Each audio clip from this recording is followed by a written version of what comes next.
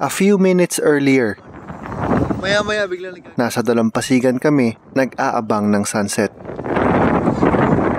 Hindi ito ang romantic Boracay sunset na madalas nating asahan.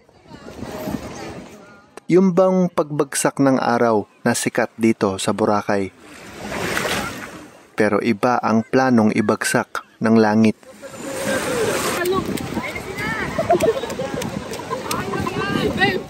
Iba ang episode na ito. Samahan niyo muna akong mag-observe dahil hindi araw-araw makakakuha tayo ng mga ganitong footage. Makikita niyo mamaya.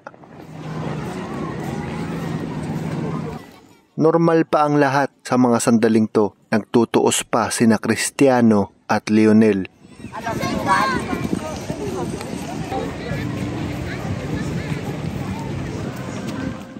Tuloy pa rin ang iba't ibang klase ng mga bangkero, mabilis at chill.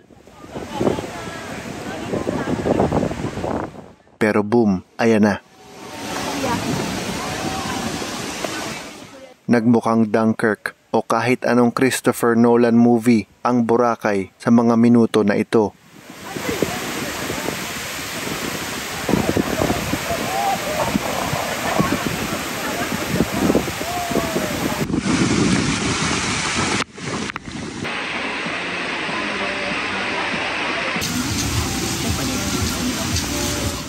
Pero literal na pagkatapos ng unos, ito ang sumunod.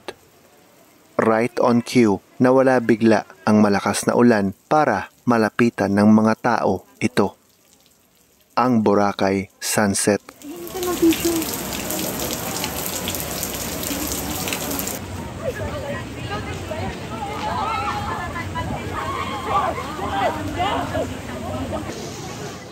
Isa pa sa mga footage na hindi natin araw-araw nakikita ay ang pagdaan ng Vinta sa harap ng lumulubog na araw.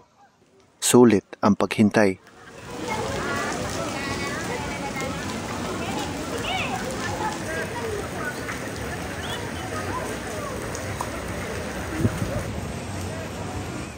At hindi rin araw-araw na talagang makukunan ko ang moment ng pagtawid ng araw as in yung huling pixel niya.